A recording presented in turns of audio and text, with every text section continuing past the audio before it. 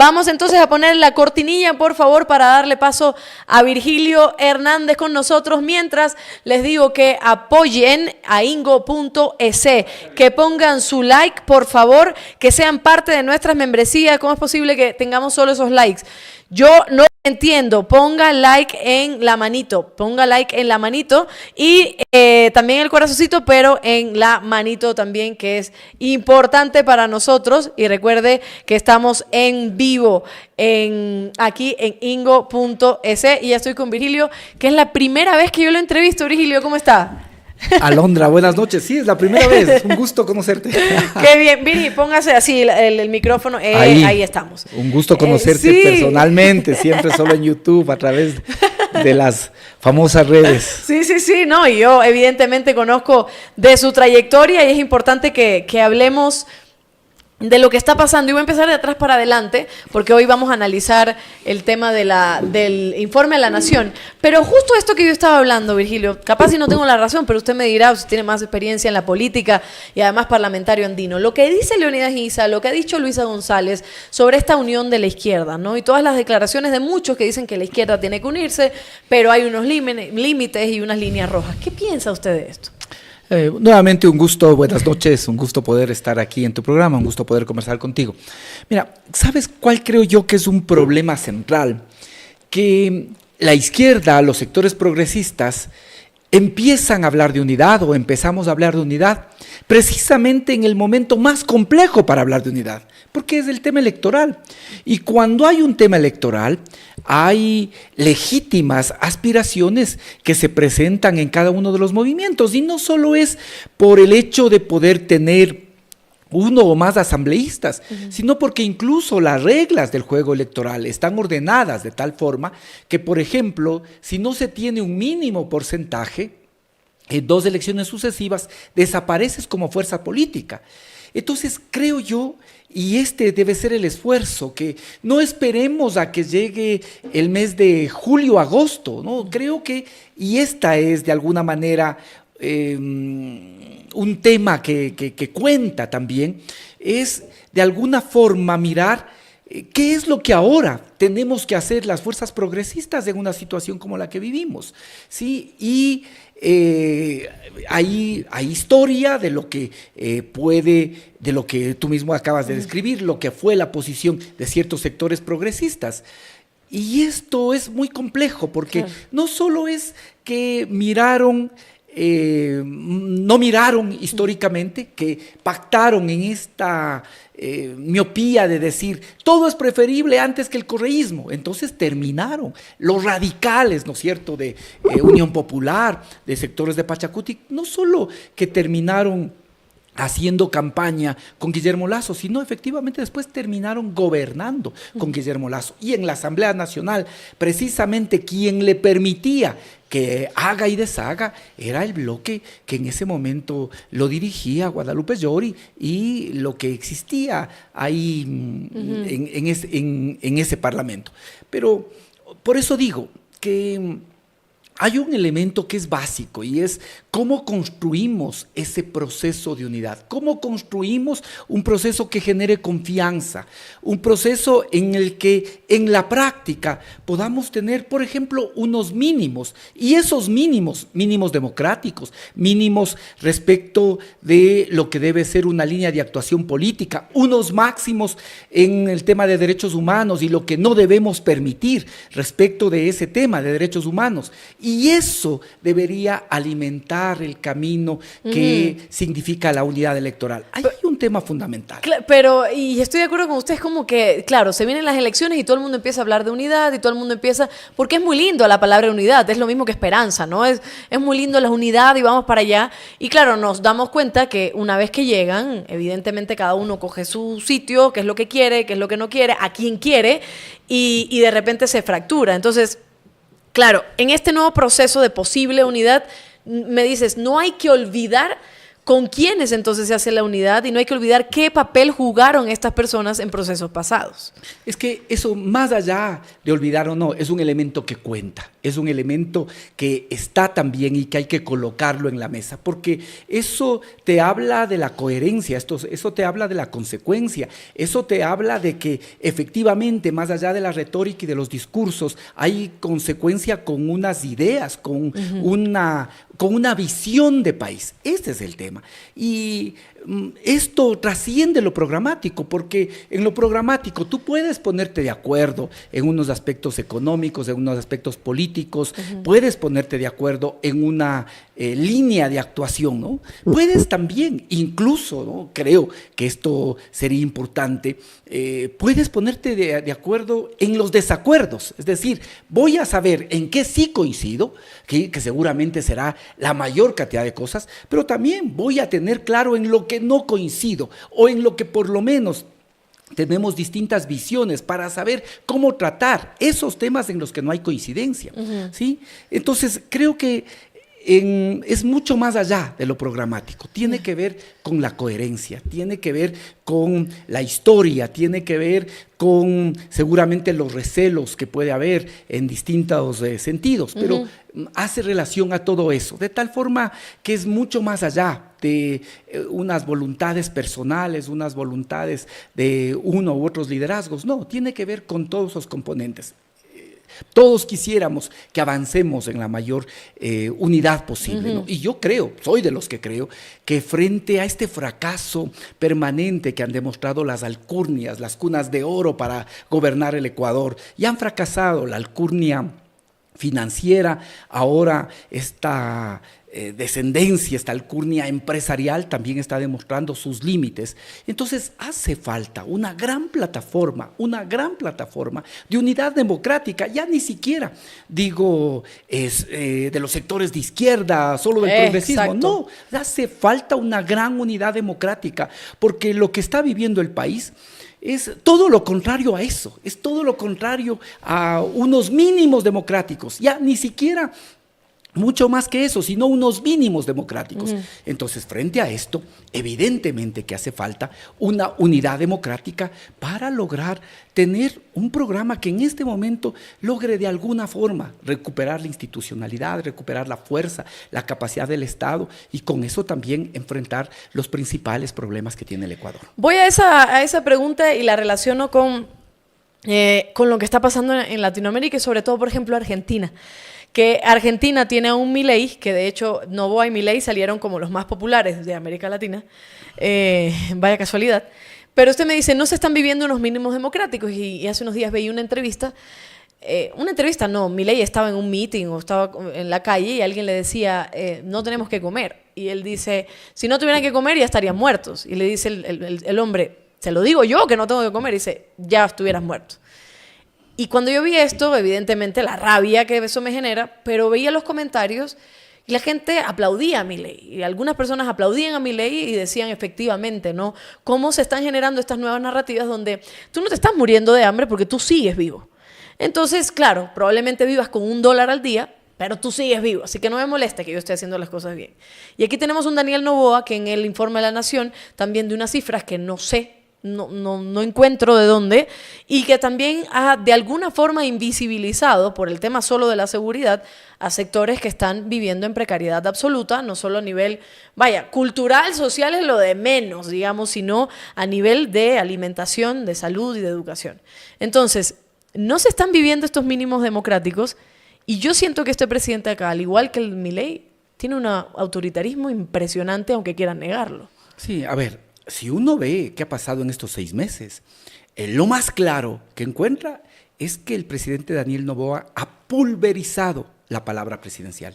Y la palabra presidencial no es una cosa de un individuo, no es una cosa de una persona, no, es una institución en tanto y en cuanto informa a la sociedad, informa al pueblo lo que hace el primer mandatario. En un régimen presidencial, la palabra presidencial es una institución en sí mismo. Y aquí se ha encargado de dilapidar, de destrozar. ¿Por qué?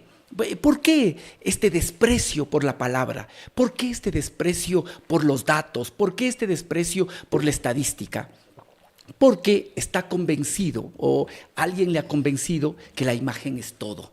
Entonces no importa realmente lo que se diga, no importa lo que se diga.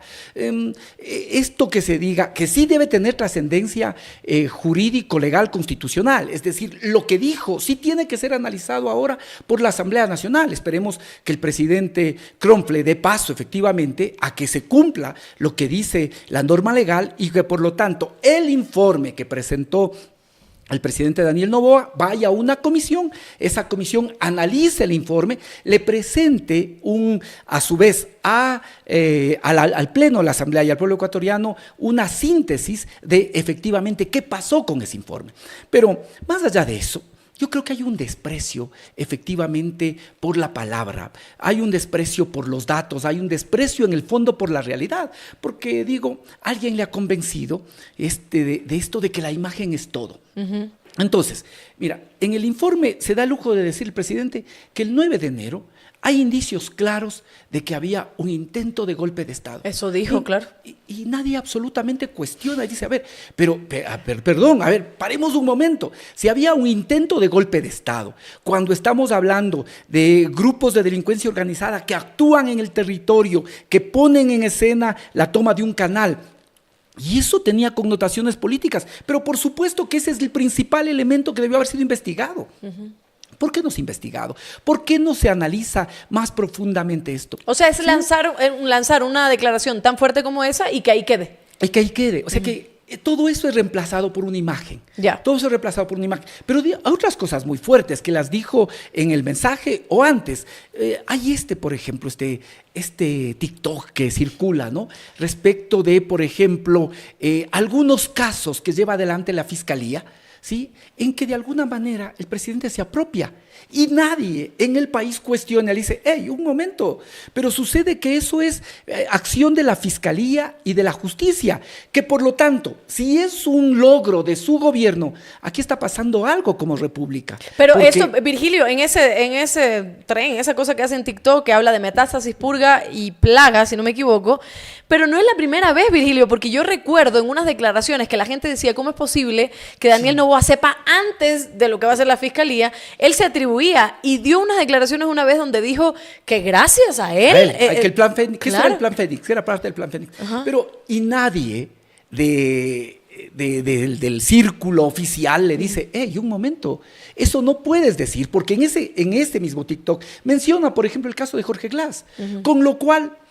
hay que materializar ese video y llevar a la Comisión Interamericana de Derechos Humanos, a tribunales internacionales, a decir, hey, aquí no hay independencia de la justicia, porque está asumiendo que es su logro cuando supuestamente, esta es una función independiente del Estado. Entonces, yo te digo, hay un desprecio por la palabra. ¿Solo lo estará haciendo solo por cuestión de imagen y para que la gente piense a través del TikTok de que él ha logrado esto? ¿O sí podrá haber por debajo de la mesa también una conexión y una dependencia incluso entre el Ejecutivo y lo judicial? O sea, la fiscal Diana Salazar y Daniel Noboa. Es evidente que hay una articulación. No estoy seguro. ¿Que no debería haber, Virgilio? Debería haber en el marco de la Constitución y la ley. ¿Sí? No puede ser que lo que hace la justicia sea atribuido como un logro político del gobierno, porque entonces sí se aniquiló lo que es la división de funciones que tiene el Estado. Pero hay otra cosa que también es importante. O sea, creo que hay una articulación. Lo que yo sí discutiría más, no estoy muy seguro, es quién controla esa articulación. ¿Quién es efectivamente el o la hegemónica en esa relación? Y yo creo que en los últimos 7 años, quien parte y reparte las cartas no es quienes han estado de turno en Carondelet, sino básicamente quienes están quien está en la Fiscalía General del Estado y por lo tanto tiene esa articulación con otro actor que también es importante mencionar, que es la Embajada Americana. Entonces, ese es otro tema, ¿no? En inglés. Entonces te digo, en ese desprecio por la palabra, ¿ya qué más da el número de empleos que se discute? Porque ya ha dicho que son 50, que son 60, que son 75,000. No, son 100. Ahora son 105,000. Ya, pero esto... este portal lo ha hecho muy bien, Lupa Media, que ha contrastado los datos, pero más allá de eso, ¿qué es lo que el presidente quiere poner? Esta imagen, ¿sí? Esta imagen. Y esa imagen básicamente apela, creo yo, a a los efectos especiales. Porque también aquí uno puede decir, como hay una ausencia programática, hay una ausencia de horizonte, ¿sí? Quizá en estos meses lo único que efectivamente se podía hacer de manera honesta es dejar señales de que hay un horizonte. De que hay un horizonte. Y si se le decía honestamente al pueblo, decir, miren, el puente sobre el Río Blanco, me tocó terminar, ¿no? Pero eso estaba contratado, era una obra que se venía haciendo. Las ambulancias estaban contratadas, evidentemente ese proceso se continuó, ¿ya? Y sobre todo en ciertos elementos de la gestión, apuntalar que hay un horizonte. No, ya se demostró que no hay un horizonte programático, y cuando no hay un horizonte programático, generalmente los gobiernos y mandatarios suelen terminar siguiendo las recetas del Fondo Monetario Internacional, que es un pésimo doctor para las economías latinoamericanas. Y es lo que ha pasado. Entonces, si tú sumas el tema de la imagen, sumas a eso también que hay milímetros de profundidad, ¿sí? Que no hay mucho que decir en la gestión, entonces te amparas sobre todo en estos efectos especiales. Entonces tienes muñecos de cartón, tienes otros símbolos que sean los que den que hablar, antes que suscitar un debate en serio sobre los problemas centrales y los problemas de fondo que tiene el país. Uno de esos símbolos puede ser el tema del sabotaje. Pregunto porque también en los últimos hechos, sobre todo en la crisis energética, en lo que pasó con el caso Olón y demás, siempre lo que mencionan es el sabotaje, porque hay otras fuerzas políticas que ya están haciendo campaña anticipada y por ende se ve en riesgo el gobierno de Daniel Noboa y otra fuerza política, no, la RC, o sea, no es que le está hablando a Pachá Gútiga, no, le está hablando directamente a la RC y al correísmo.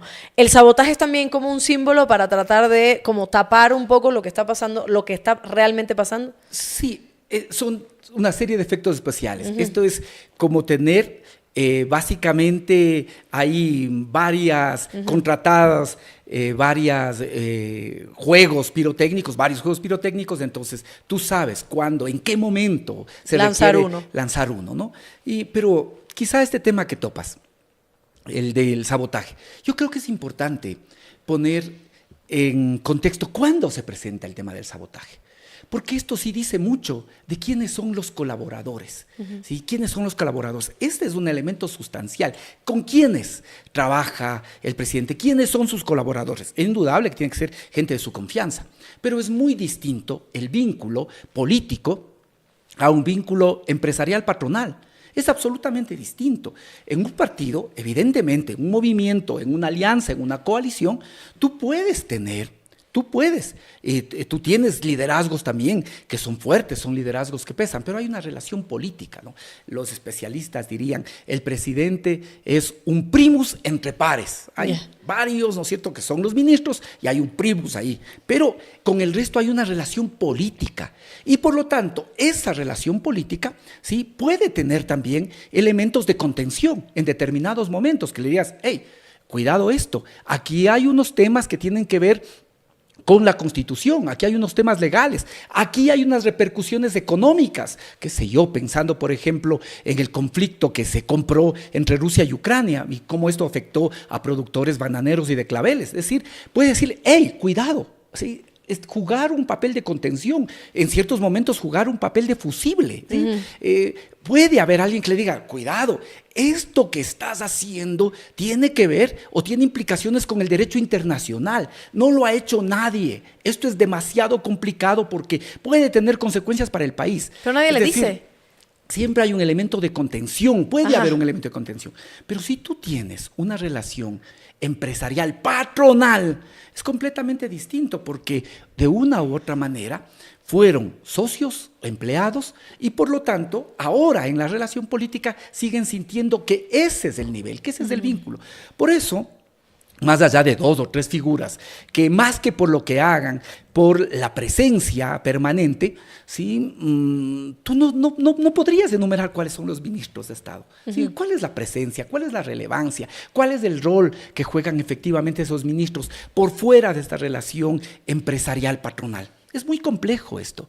Entonces, parecería que no hay ese efecto de contención. ¿Le tendrán temor a Daniel Noboa? Porque mira, lo primero que le hizo a Andrea Robo fue... Es que a eso voy. O sea, fíjate lo de... Es que eso es dramático.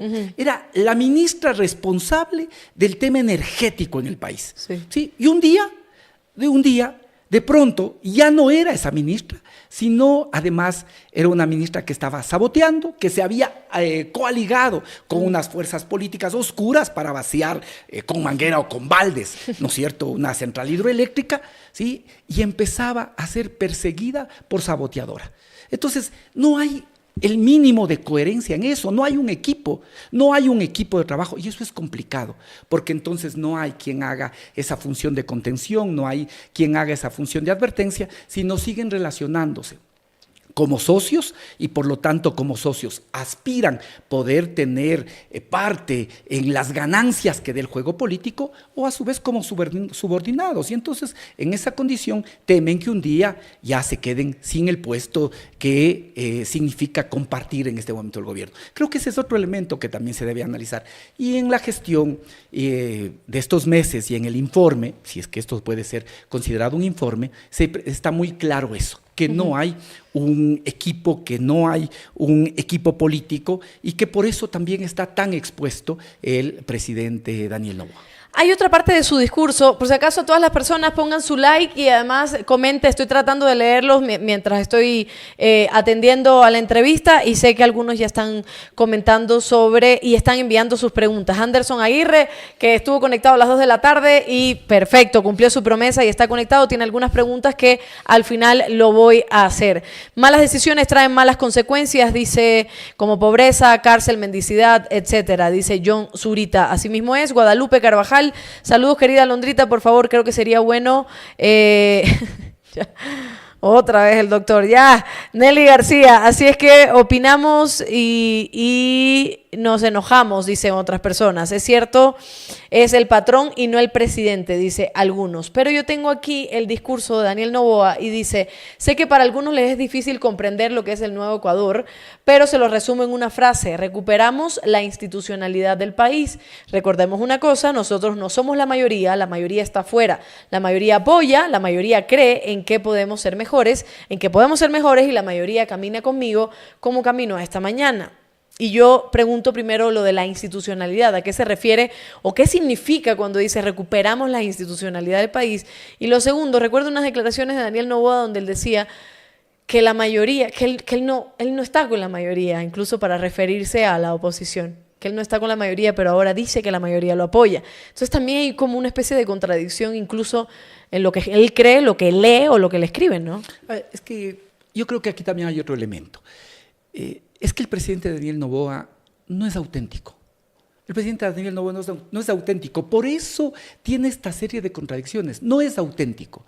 ¿Sí? Es, de alguna manera, un producto del marketing. Él sabe que es un producto del marketing. Por eso le cuesta al presidente Daniel Noboa, por ejemplo, hacer respuestas que no sean preparadas, que no hayan sido previamente fabricadas, ensayadas, que no hayan sido elaboradas, ensayadas, ¿no? Cuando intenta ser espontáneo, le salen cosas como eso, que si la gente quiere comer postre, que trabaje más, y si trabaja más, le va a alcanzar para entrada, plato fuerte y postre, ¿no? Es decir, un ladrillazo. ¿Por qué? Porque no está preparado, porque yo creo que no es auténtico. Ahí tiene un drama interno, ¿sí? Tiene un drama interno, intenta seguir, intenta ocupar el lugar de un modelo que él no es. Y creo yo que además hay un equipo que también no logra entender eso y le pone a hacer cosas en las que es muy difícil que pueda desenvolverse adecuadamente el presidente Noboa. El viceministro dijo que eran 50,000, no vamos a discutir las cifras, ¿no? 50,000, 20,000, no, realmente eran bastante menos, ¿no? Bastante menos. Pero si tú ves cómo es la cabeza de esa marcha, te vas a dar cuenta la poca empatía, la poca simpatía, la poca conexión, ¿sí? Porque indudablemente, incluso por su experiencia vital del presidente, es muy difícil pues para él acercarse a la multitud. Siempre, por su propia condición vital, la multitud era un riesgo. La multitud significaba de alguna forma una amenaza. Entonces, no es que él pueda desenvolverse ni sea la persona que mejor se mueve en la multitud. No. Ahí eso no es auténtico. Como no es auténtico cuando cita autores, como no es auténtico cuando intenta dar respuestas sin que hayan estado previamente ensayadas, preparadas, ¿no? Entonces creo yo que es esto, que hay ahí un tema de una falta de autenticidad, ¿no? Una falta de autenticidad, incluso, digámoslo, con su propio padre. Voy a decir algo que puede ser no correcto políticamente. Uno escucha al padre y uno puede estar en desacuerdo, uno puede mover la cabeza, pero te divierte, no te cae mal, no te parece que tiene ninguna pose, es él, es él. En cambio, creo yo que acá no es un presidente auténtico, no es realmente él. No es de él realmente. Están intentando que sea alguien. Tiene sombras poderosas que le atormentan. Quiere parecerse a esas sombras. Quiere jugar a hacer esas sombras que le atormentan. Y evidentemente le sale un juego muy mal. Y por eso creo yo que esa apuesta es una apuesta, es un producto. Yo creo que el presidente... Es como si estuviera actuando. Exacto. Es que es eso. Es un producto del marketing, es un producto que tiene todos los días que actuar para mantenerse vigente. Es un producto. Y el problema es, ¿cuánto puede durar esto? ¿Hasta cuándo puede durar esta actuación? ¿Sí? ¿Cuándo esto puede tener límites? Y corre el riesgo, yo digo esto con claridad, que estén también pensando que los jóvenes, que los electores, sobre todo los jóvenes, que es el segmento en el que supuestamente se enfoca, también sufren de algún grado de idiotez.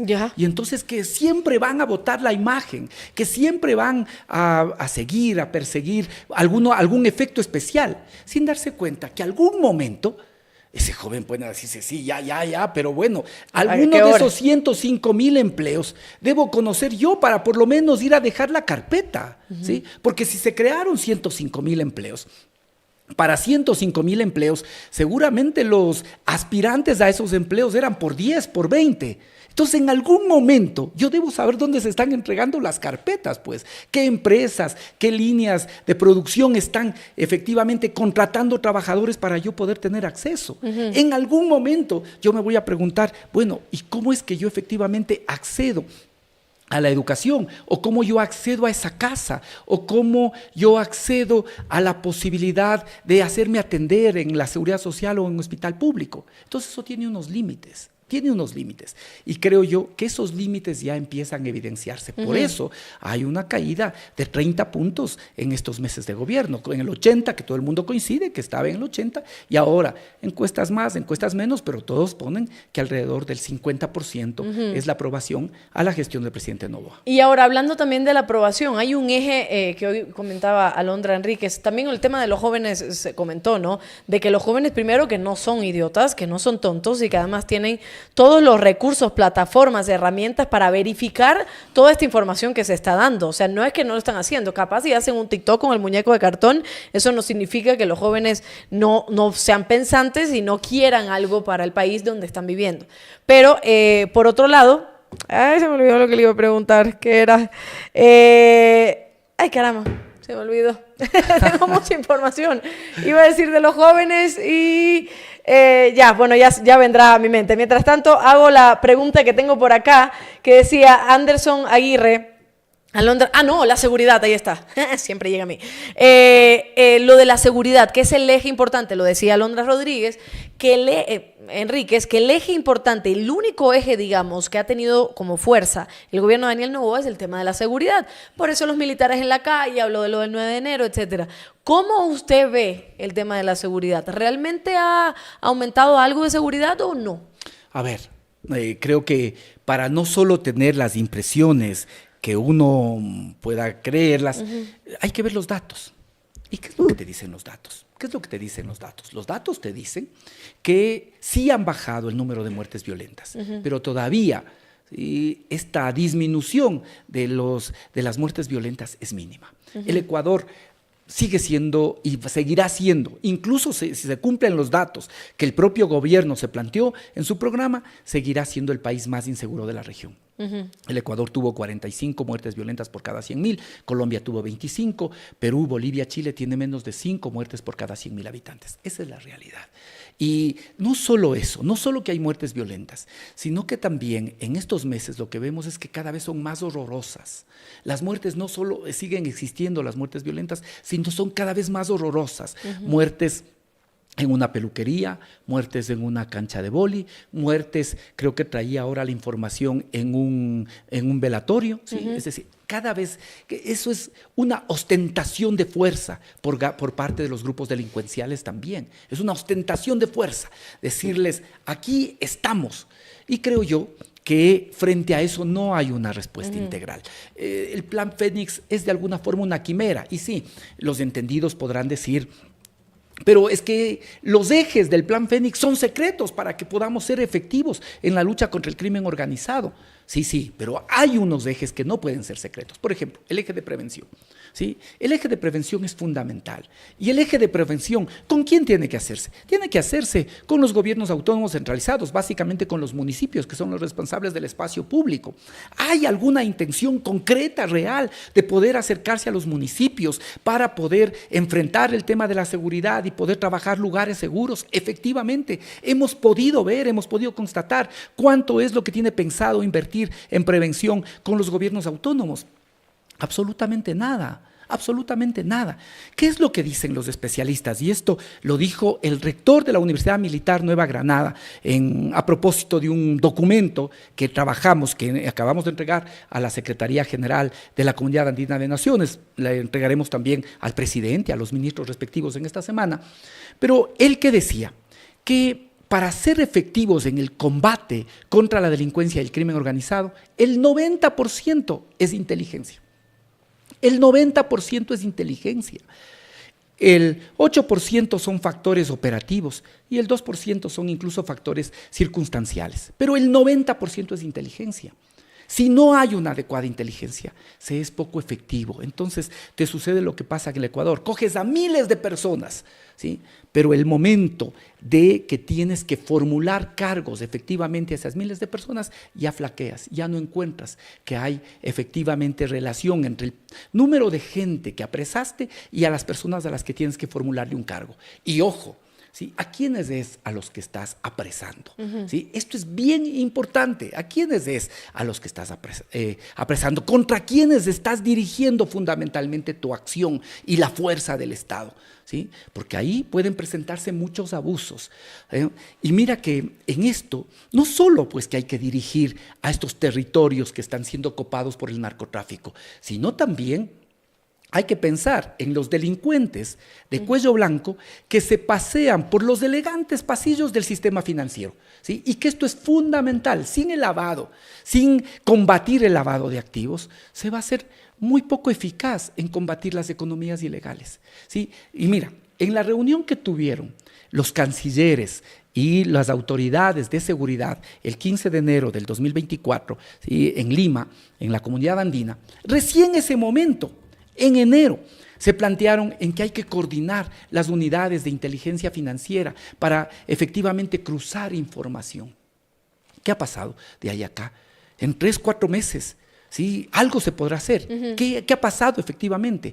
¿Cuánto se está haciendo para controlar el lavado de activos de todo lo que genera la economía ilegal? Entonces, ahí hay una cosa importante, y sobre todo hay un enfoque que también hay que poner, porque nos están queriendo, y ahí hay nuevamente para volver al informe, nos están queriendo vender de alguna manera el relato que la seguridad a cualquier costa la seguridad, y que por lo tanto, una cosa es la lucha con todo el poder del Estado, de la Constitución y la ley contra la delincuencia y el tema de los derechos humanos como algo contrapuesto. Cuando esto es un absurdo, ¿no? Tú hace un momento hacías una reflexión sobre la institucionalidad. No hay institucionalidad que pueda efectivamente decirse que es efectiva, si no es sobre la base del respeto a la Constitución, a la ley. Y si hay respeto a la Constitución y a la ley, evidentemente que tiene que haber respeto a los derechos humanos, porque en este país no hay pena de muerte, claro, porque en este país no está permitido las ejecuciones extrajudiciales. Entonces, sin embargo, empieza a ser un relato. Y fíjate, una cosa es reconocer la labor de las Fuerzas Armadas y la fuerza pública, yo también lo hago, y creo que hay elementos, y seguramente la mayoría de los profesionales y de quienes conforman la fuerza pública, tanto policías como militares, que son gente honesta. Pero cuando hay esta alabanza, ¿no? Porque no solo es reconocer, es de alguna manera esto de endiosar, se puede decir, de poner por delante, ¿no? En una república, poner por delante el poder militar, ¿sí? Esto sí te da cuenta de algo, esto sí dice algo. O cuando el presidente de la República dice, ¿sí? El presidente de la República dice que si la fuerza pública tiene y se ve por alguna circunstancia inmersa en un conflicto, y tiene que enfrentar juicios, él personalmente les va a dar el indulto. Entonces, claro, ¿qué es lo que pasa ahí? Ajá. Que efectivamente las Fuerzas Armadas aquí muchas veces se ha calificado y han tenido el título de gloriosas, y creo que hay pasajes de la historia que efectivamente han sido gloriosas. Pero la están poniendo por encima de los ciudadanos. Pero no son inmaculadas. Uh-huh. Y entonces, ¿qué es lo que pasa? Que en esas Fuerzas Armadas también hay gente vinculada, claro, al crimen organizado. ¿Sí? También hay en la policía igual, personas vinculadas con grupos delictivos. Cuyos casos se demoran y son bastante selectivos, al menos la Fiscalía. Son bastante selectivos, pero que pueden aprovechar de este manto de impunidad para poder cometer incluso, no solo excesos, sino además pueden incluso desarrollar vendetas. Sí, porque hay muchos que están vinculados. ¿Y qué pasa con eso? ¿O qué pasa con estos casos que ya empiezan a aparecer de falsos positivos, ¿no? En que inicialmente, como le escuché a la representante de Human Rights, ajá, de Human Rights, le escuché decir, sí, en un primer momento hay un detenido o un asesinado, y dicen, es del barrio.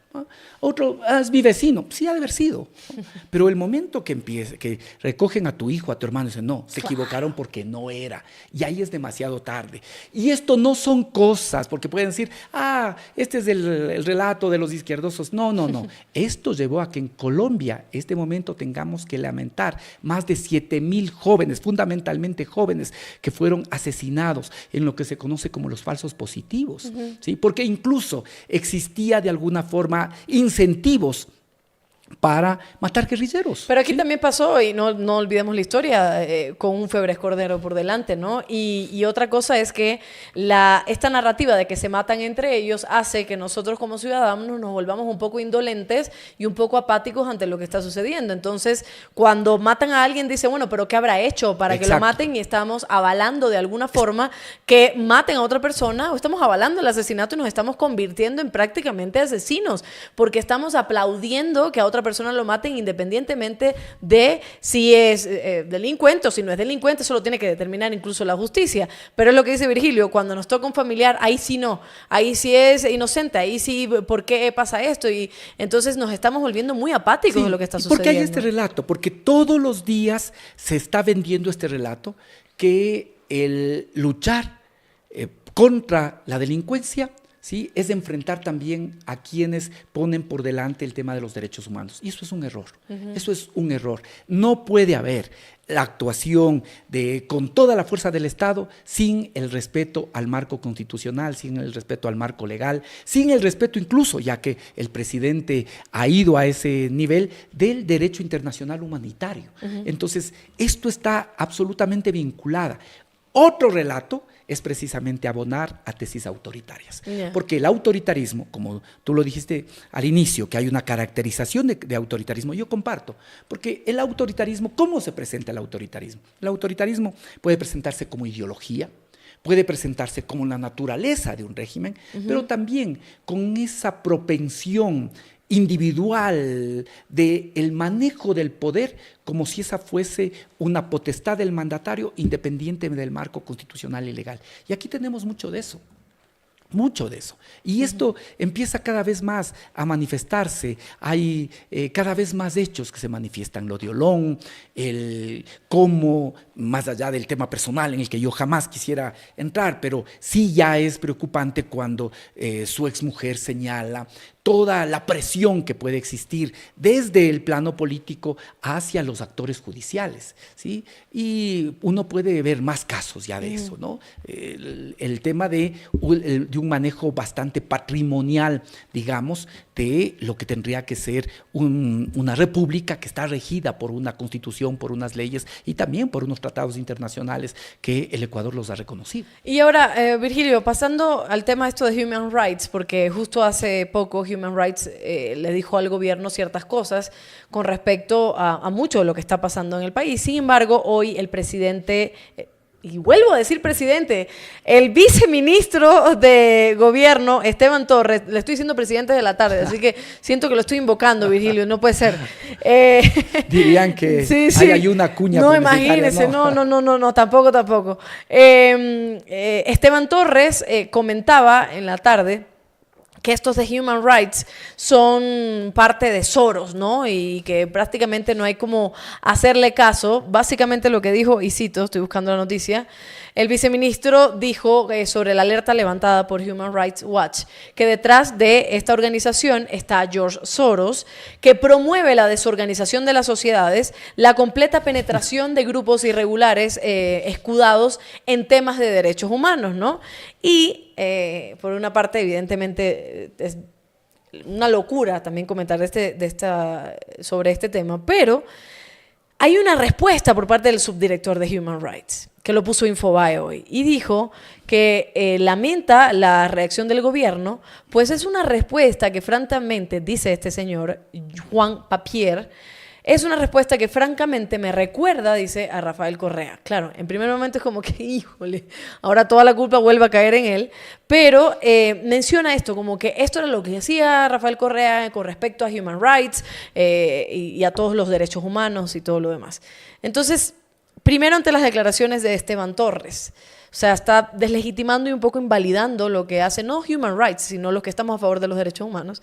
Y segundo, estas declaraciones por parte de este subdirector de Human Rights Watch, en donde dice que estas son típicas declaraciones de Rafael Correa con respecto a estas organizaciones. A ver, yo creo que hay un tema que es, o que ahora uno puede ver en los ministros, ¿no?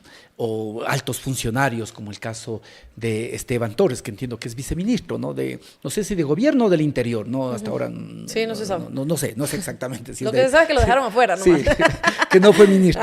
Sí. Claro, pero no sé si es del interior o de gobierno. Pero, y uno puede decir también la ministra, hay como una especie de desubicación de la realidad. Es decir, hay una burbuja que les impide precisamente conectarse con la población, así puedan tener a miles de personas convocadas de manera utilizando mecanismos absolutamente clientelares. Pero esta es otra cosa de la que también podríamos hablar. Pero sobre todo yo digo, este alejamiento de la realidad, el vivir pensando que lo único que se mueve y que gira es realmente en torno a lo que sucede en su más cercano círculo, ¿no? Esto es muy claro. Por eso tiene una ministra que puede decir que han bajado las muertes violentas en el 99%. Claro. ¿no?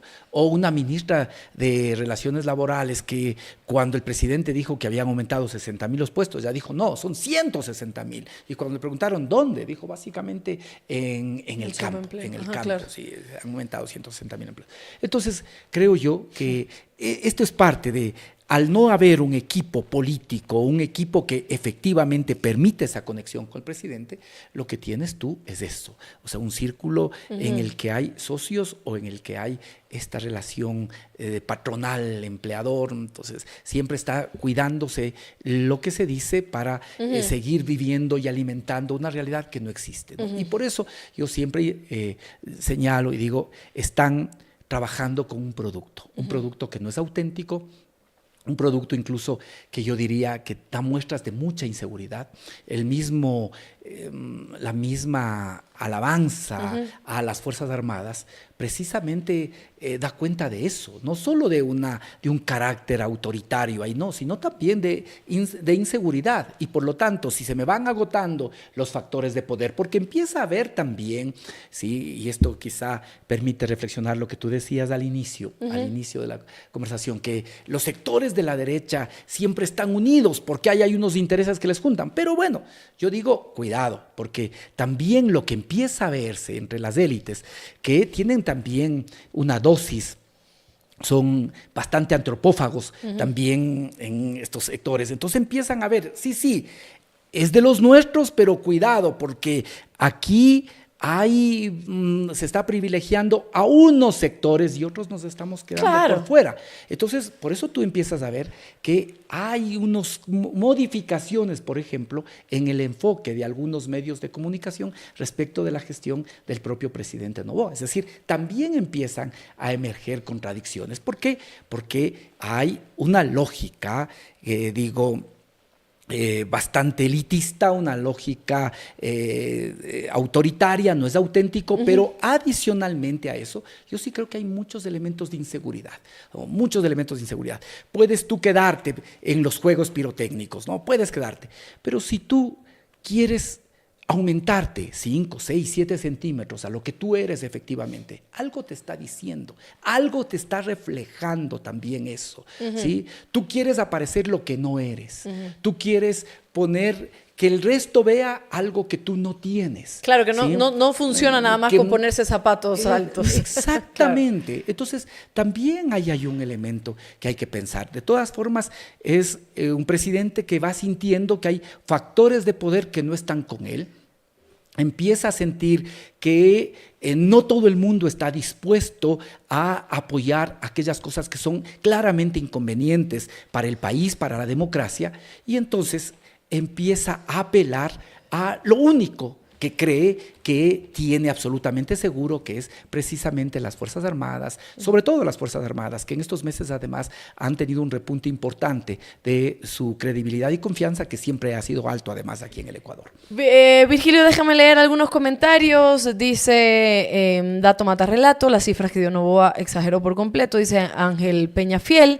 Susana Galarza está conectada, se ve que los jóvenes de ahora, dice, no les importa ni su porvenir ni su familia porque no se informan y no se comunican. Creo que es generalizar. Hoy justo estaba leyendo algunos artículos que dicen que a los jóvenes sí les gusta participar en política y sí les gusta ver política, pero que los escenarios han cambiado absolutamente. Mañana publico un video sobre esto. Los escenarios han cambiado, pero sobre todo que les gusta hablar de política o escuchar de política de personajes que no están directamente dentro de un partido, sino de otros jóvenes, sino de otras personas que les pueda también apoyar un poco en discernir, analizar los comentarios políticos o las situaciones políticas. Entonces sí les importa, solo que la política también ha cambiado y la forma de ver la política también ha cambiado, por eso nosotros también tenemos que recurrir a ese cambio. 7 años de derecha, dice Limber Lara, y vivimos un verdadero apocalipsis nunca antes visto.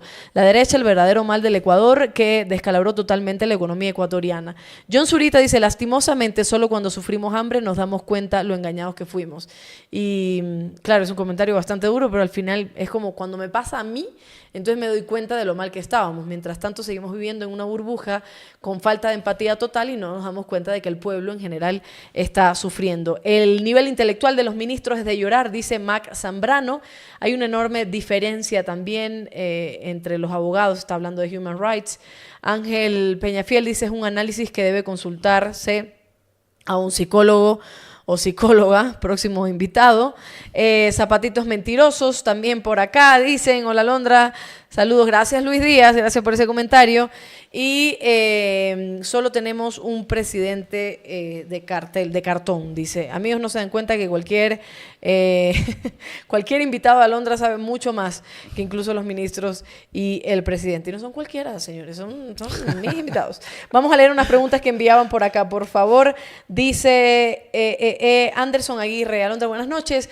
Cumplo con lo ofrecido, aquí estoy. Por favor, pregunta al señor Hernández, ¿qué se está haciendo desde la organización política para obligar, o digamos la palabra demandar a Noboa a cumplir su plan de trabajo. Digamos, ¿qué se está haciendo desde la Revolución Ciudadana o los asambleístas o etcétera para demandar que Noboa cumpla con su plan de trabajo, o qué se puede hacer desde la Asamblea también, Virgilio? Tú que tienes bastante experiencia en esto. Bueno, a ver, creo que un elemento que vale reflexionar es qué fue el detonante para esta, no puedo decir ruptura porque nunca existió cogobierno. Nosotros lo dijimos muy claramente, dijimos que no íbamos a tener participación en ningún nivel, ni nacional ni local, y creo que eso lo cumplimos y se cumplió por convicción, no por otra cosa, por convicción, porque evidentemente creemos que el pueblo ecuatoriano le dio los votos, pero no compartíamos ni con sus propuestas ni tampoco con el estilo. Entonces, pero ¿qué fue el detonante? El detonante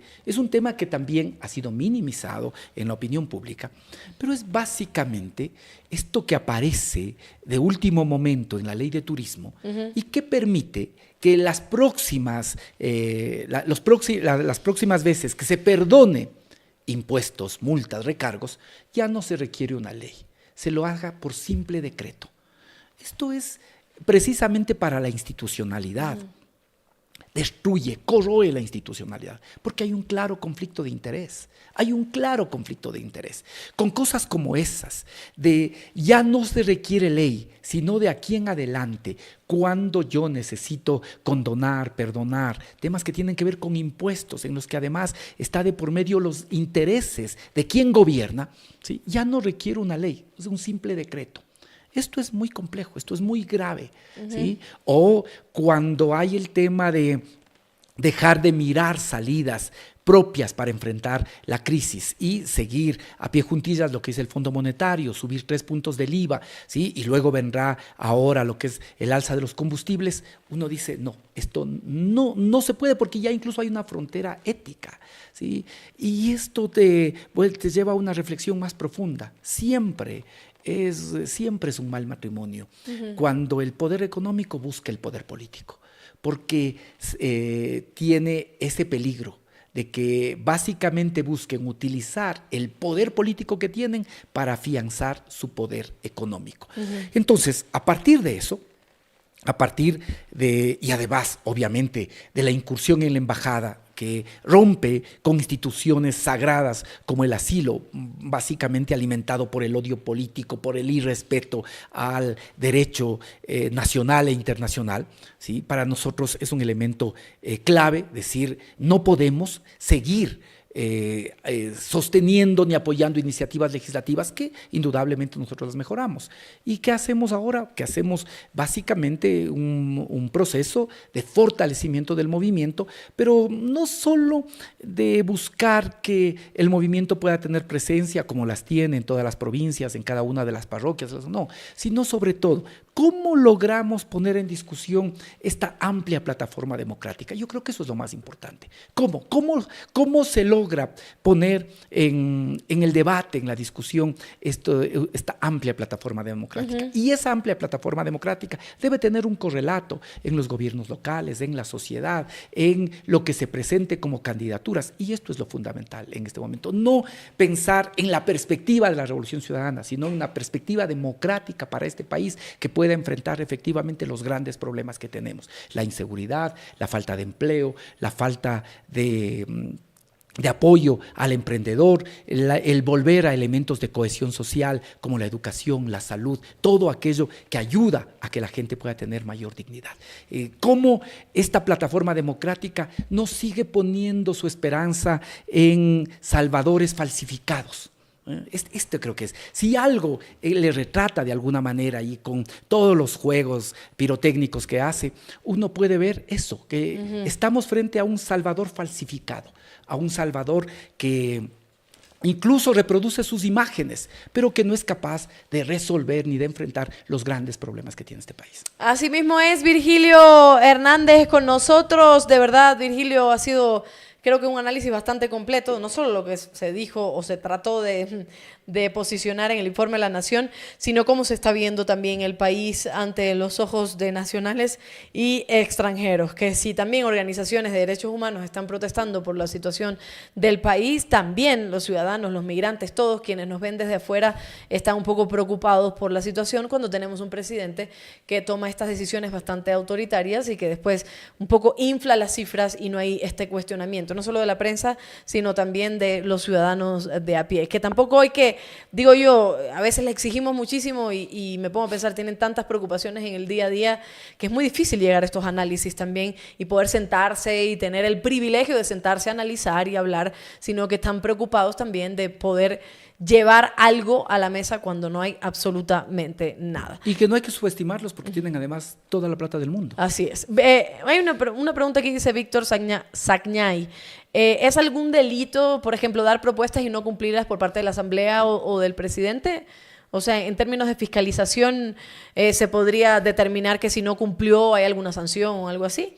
A ver, las causas de enjuiciamiento político para el presidente están absolutamente claras, determinadas, ¿no? Y, digamos, podrías encontrar otros elementos que hagan posible la revocatoria, ¿no? Pero eso tiene un procedimiento. Ahora, la Asamblea sí tiene la obligación de juzgar el informe presidencial. Eso está establecido, está contemplado en nuestro ordenamiento jurídico, está contemplada en la Ley Orgánica de la Función Legislativa, ¿sí? No siempre se ha hecho, ¿sí? Y ahora es importante, y esta debe ser una iniciativa de la Revolución Ciudadana, que efectivamente se conforme o se asigne a una de las comisiones de la Asamblea para que haga el análisis del informe presidencial y luego presente un informe del informe al Pleno para que los ecuatorianos podamos conocer. Ahí sí tienen la obligación de poder medir cada una de las cosas que dijo el presidente en datos, porque cree que esos datos se evaporan, se van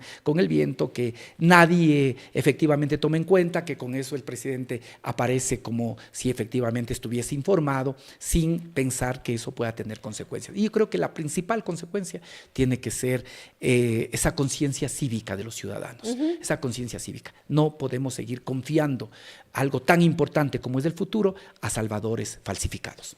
Aquí Ángel Peñafiel nos donó también el superchat y justo cita a Virgilio donde dice Salvador falsificado Novoa, y nos donó también, así que por favor si usted puede donarnos en el superchat le agradecemos, y puede hacerlo también a través de PayPal. Recuerde que su like y su aporte es importante, así que ponga like, no se olvide. La última pregunta ahora sí, y que se me había quedado, dice Ale M, que pregunte por Verónica Abad, y ahora caigo en cuenta mientras estaba analizando este tema, y es que Lenín Moreno saca a Jorge Glass y pone a una vicepresidenta, si no me equivoco, después vuelve otra y después está Loto. Entonces tuvo esta tendencia a poner vicepresidentes, ¿verdad? 3 vicepresidentes. 3, ¿verdad?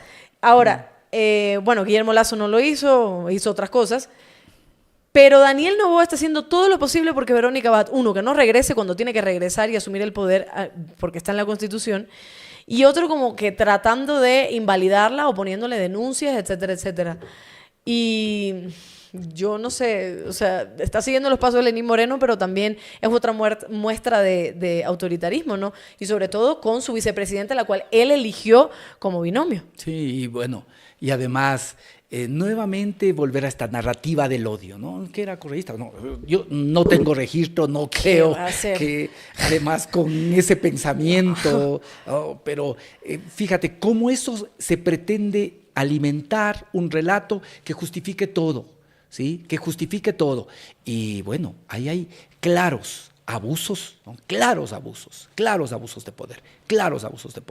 Más allá de lo que la señora piense, más allá de lo que la señora diga e incluso haya dicho de nosotros, en una democracia las ideas se debaten, las ideas se contraponen, ¿sí? Pero no puede ser que eso sea un argumento que justifique que el propio presidente, con todo lo que implica el poder de ser presidente, ¿sí?, actúe como hace respecto de su vicepresidenta, ¿no? De su vicepresidenta, de su hijo. ¿Sí? Todo esto demuestra precisamente eso, esto que yo decía, este factor de esta propensión personal al manejo del poder como si fuera mi atributo, como si fuera mi potestad, como si aquí no existiesen normas legales, ni constitucionales ni legales. Esto es muy complejo, porque un régimen autoritario uno sabe cómo inicia, puede dar cuenta de cómo inicia, pero después es muy difícil saber cómo termina. ¿Sí? Y aquí en el país hay claras muestras de que efectivamente empieza a haber un régimen que cada vez más aplica las recetas del neoliberalismo, que siempre digo es pésimo, doctor, para las economías latinoamericanas, pero también un gobierno autoritario y un presidente que, porque no es auténtico, porque se siente inseguro, porque no tiene un proyecto, porque no tiene que informar, cree que puede manejar como si fuese su empresa personal. Pero yo digo, en esa que es su potencial, que han presentado como su potencial, ahí está su límite, porque no es auténtico. Así y la gente también quiere a alguien que pueda ser efectivamente el mismo, que pueda ser original, y se requiere una persona de esas características para que pueda gobernar este país y enfrentar los grandes problemas que tenemos. Ahí está, muchísimas gracias, Virgilio. Un gusto. por este análisis tan amplio. Así que gracias por acompañarnos y bienvenido siempre, y ojalá también siga con toda su labor de éxito en el Parlamento. Bueno, ahí estamos trabajando. Un gusto siempre. Gracias. Ahí está Tupac, le va a indicar.